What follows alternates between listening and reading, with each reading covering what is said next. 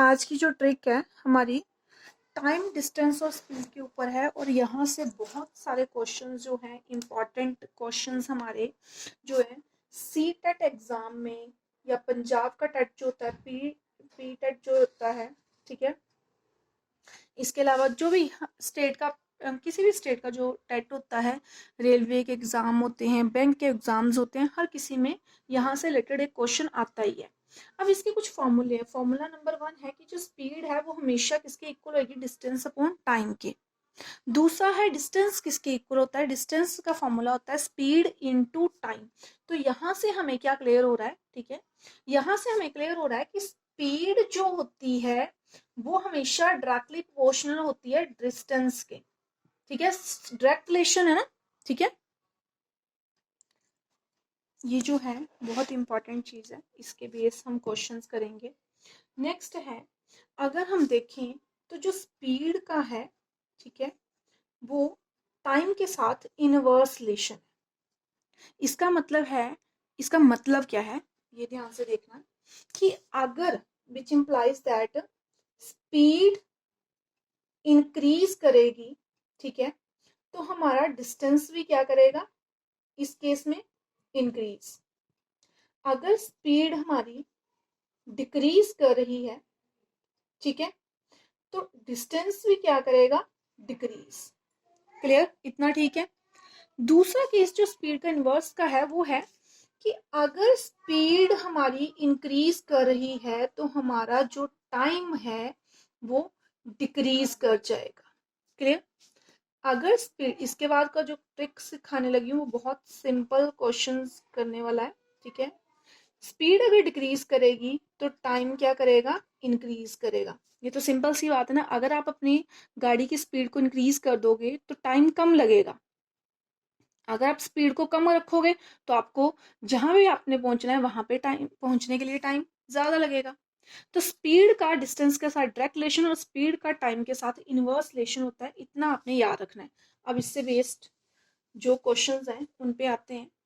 Question में उसने कहा होगा, जैसे मान लो इस टाइप का क्वेश्चन होगा कि speed of A B and C are in ratio 1:2:3। ये मैंने खुद ही लेट किया कि 1:2:3 में है, ठीक है।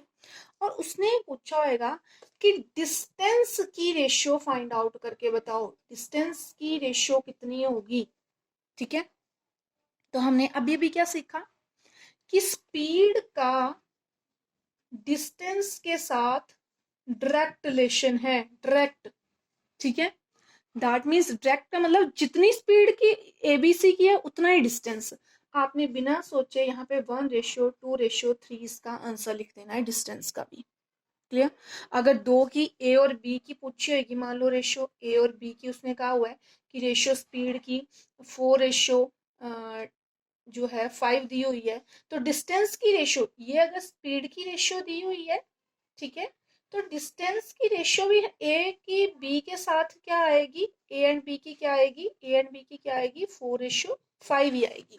दैट मीन क्वेश्चन में अब आपने याद रखना है कि स्पीड और डिस्टेंस का डायरेक्ट रिलेशन है, सेम ही आंसर आएगा।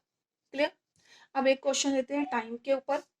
मान लेते हैं कि स्पीड जो थी ए बी सी की, स्पीड जो है 1:2:3 दी है, उसने टाइम की रेशियो पूछे कि टाइम की रेशियो कितनी होगी। टाइम में रिलेशन क्या हो जाता है, उसका इनवर्स, उल्टा, मतलब आपने क्या करना है, अब इसको इनवर्स में लिख दो, 1:1, 1:2 और 1:3, उल्टा कर दो। 1 का 1:1, 2 का 1:2, इसका 1:3।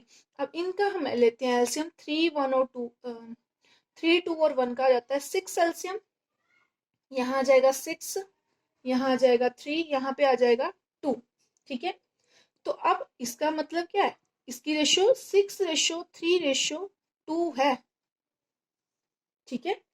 मतलब अब जो स्पीड एबीसी की जब 1:2:3 रहेगी तो उसका जो टाइम होएगा ए बी और सी का टाइम का जो रिलेशन होएगा वो होएगा 6:3:2।